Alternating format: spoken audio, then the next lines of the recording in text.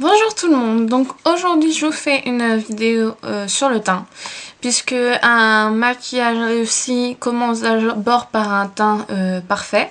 Donc en plus, comme vous pouvez le voir en ce moment, j'ai quelques imperfections qui sont un peu disgracieuses, donc là j'ai absolument rien.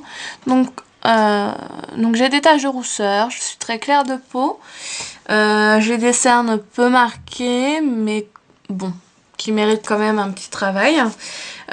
Donc pour commencer, je vais m'attacher les cheveux. Si vous avez la lumière de la fenêtre, je me mets devant, mais de temps en temps, c'est normal.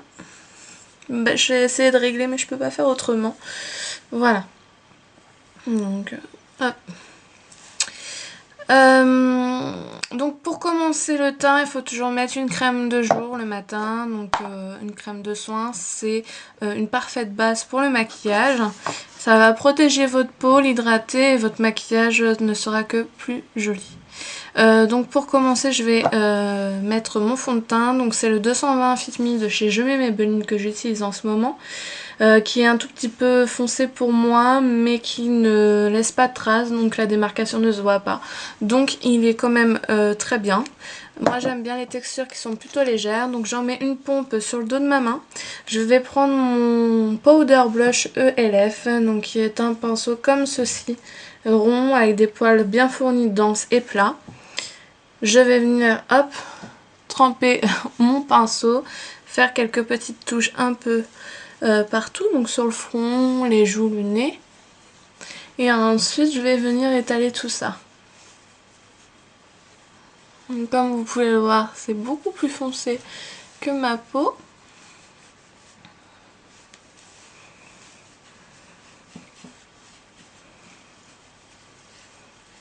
Donc je fais des mouvements circulaires pour bien fondre mon fond de teint partout. Je le fais un peu dépasser au niveau des oreilles, au niveau du cou. Très important pour pouvoir bien unifier son teint. Bien dans le creux du nez. Pour pas qu'il y ait de petits résidus.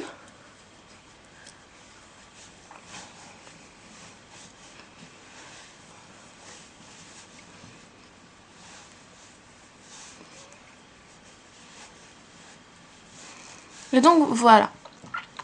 Donc mon teint du coup est un tout petit peu plus doré. Mais vous voyez, je vais faire un petit coup dans le cou. Il n'y a absolument aucune démarcation. Donc c'est plutôt pas mal. J'aime beaucoup son teint. Donc très léger, on ne sent pas sur la peau. Et unifie bien. Ensuite, je vais mettre un anti-cerne. Donc j'utilise... je l'ai mis où ?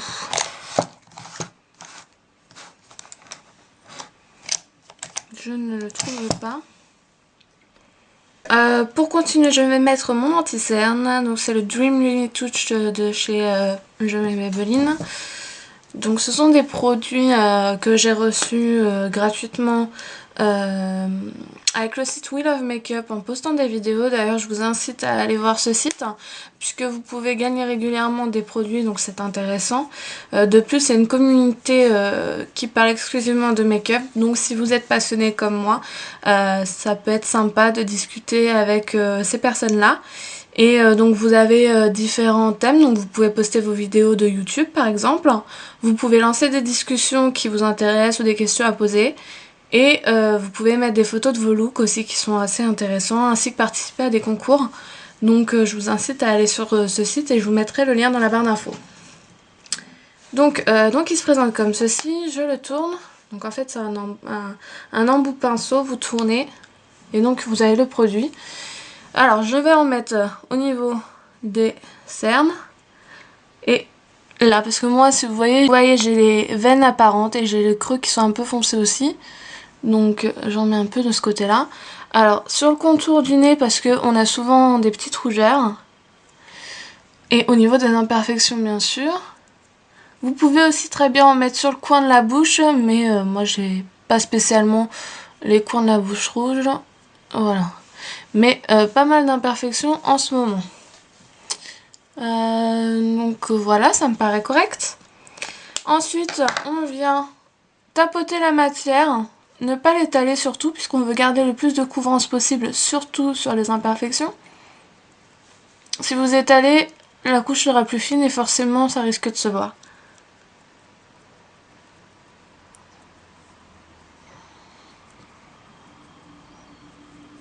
Hop, et au niveau des cernes. Pareil, j'aime beaucoup, il est léger mais il couvre très bien, surtout que bon, j'ai pas des très grosses imperfections et de très grosses cernes. Peut-être que pour quelqu'un qui a des cernes un peu plus apparents, ce sera peut-être pas suffisant. D'ailleurs, vous avez aussi l'anti-cerne de chez NYX qui se forme sous jarre, qui est très très bien, qui lui est peut-être plus couvrant d'ailleurs, et au niveau du temps qui est très économique, puisqu'il en faut peu et la jarre vous dure un bon bout de temps. D'ailleurs, je l'ai encore, mais c'est vrai qu'en ce moment j'aime bien cet anti-cerne parce que je le trouve léger, ludique d'application au niveau du pinceau. Et donc c'est un Lumi-Touch comme il a dit. Et donc ça apporte un petit côté de lumière aussi qui est très sympathique, mais qui n'est pas trop. Je vais aussi en mettre un tout petit peu dans le creux du menton. Voilà.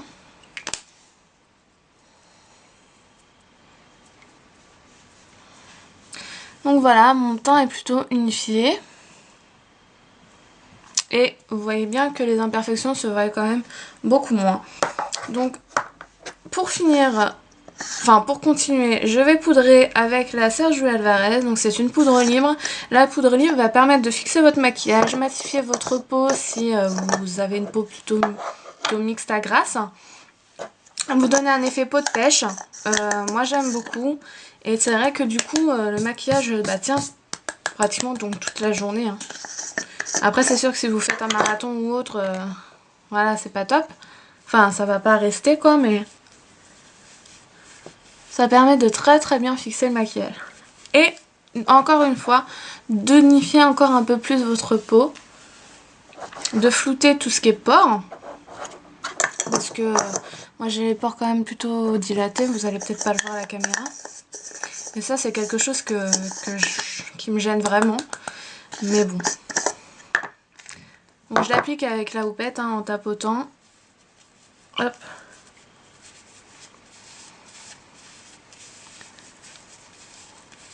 En insistant bien là, donc où j'ai mis l'anti-cerne. Voilà. Et donc, voilà ce que ça donne. J'en mets pas sur le cou. Quand je descends le fond de teint, c'est vraiment pour unifier et pour pas qu'il y ait des marcations. Vu que mes imperfections se voient encore un petit peu, j'en mets un petit peu dessus. Pour encore plus cacher tout ça.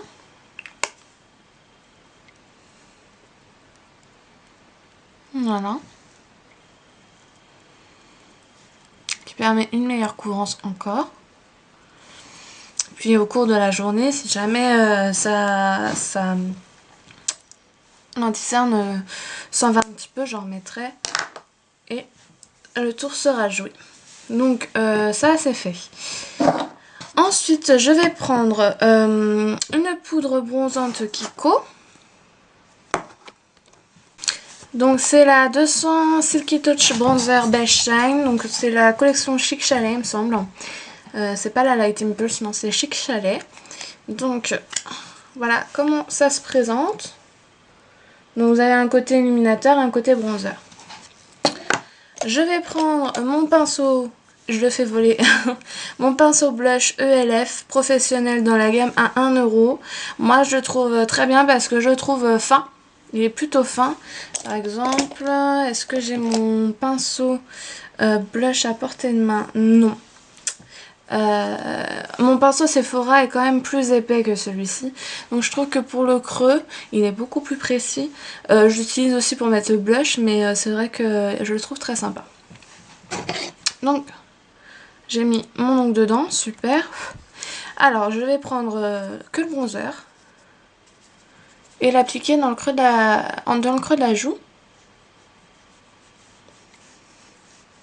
Tout en restant quand même plutôt dans le coin externe.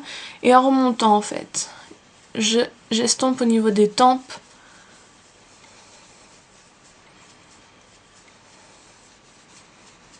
Donc ça, pour les visages un peu ronds comme le mien, ça permet de sculpter le visage et de creuser ce qu'on souhaiterait qu'il soit plus mince.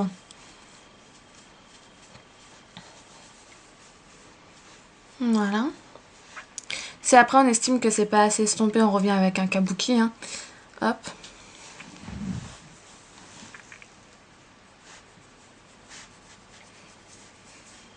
Je regarde mon miroir en même temps.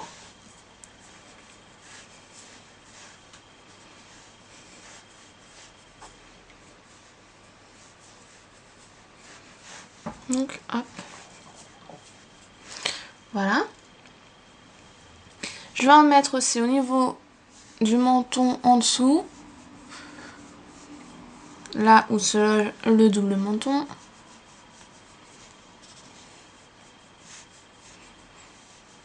Donc ça va mincir. Au niveau des arrêts du nez. Pour affiner le nez et le redéfinir aussi.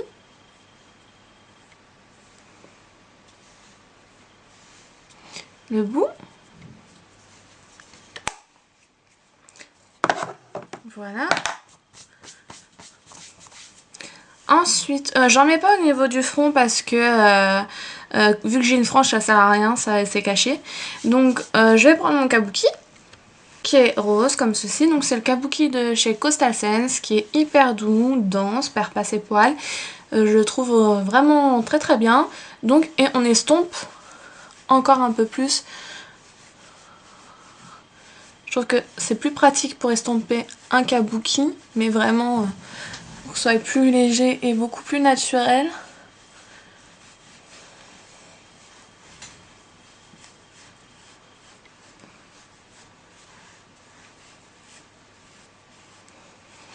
Alors c'est la première fois que j'utilise vraiment le bronzer Kiko. Et je dois dire que je préfère le Hoola de chez Benefit parce que je trouve que celui-ci il fait un peu trop orangé, que le Hoola fait beaucoup plus naturel. Mais bon, il n'y a rien de vraiment abominable, on va dire. Donc voilà. Je vais reprendre mon Limit Touch et je vais faire juste un trait au niveau d'ici pour apporter une zone de lumière.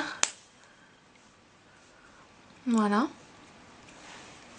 Au niveau de l'arc de Cupidon. Voilà. Juste à ce niveau-là.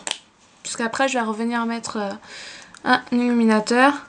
Parce que comme je trouve que c'est assez orangé, je voulais remettre un peu de couleur claire au niveau du nez. Mais bon, ça va.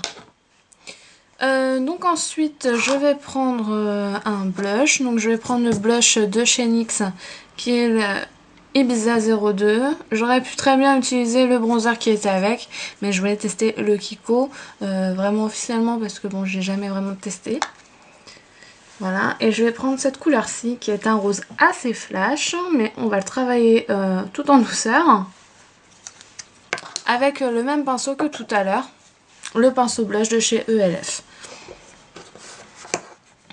Donc, j'en prends. Pour enlever trop de surplus, je tapote une fois. Et ensuite, je fais un petit sourire et je suis le haut de la pommette. Enfin, la pommette tout court. En insistant bien sur le rebondi.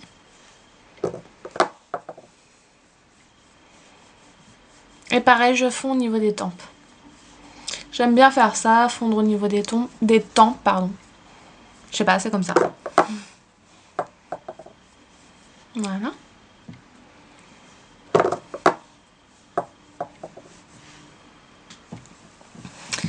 Voilà, donc ça donne les joues toutes fraîches. Pareil, la marque NYX, c'est une très bonne marque.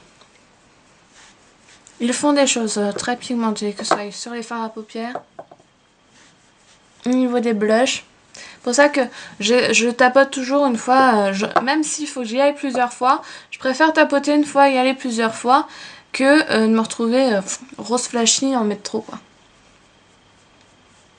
Parce que c'est laid, hein, franchement. Il faut que le blush, ça reste naturel.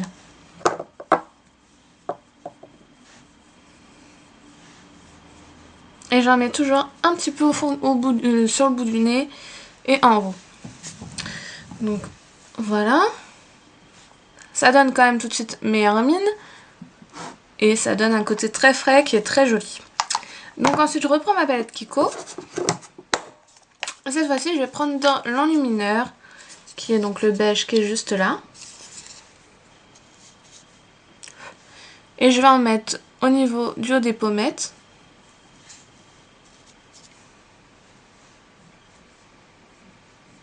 Voilà.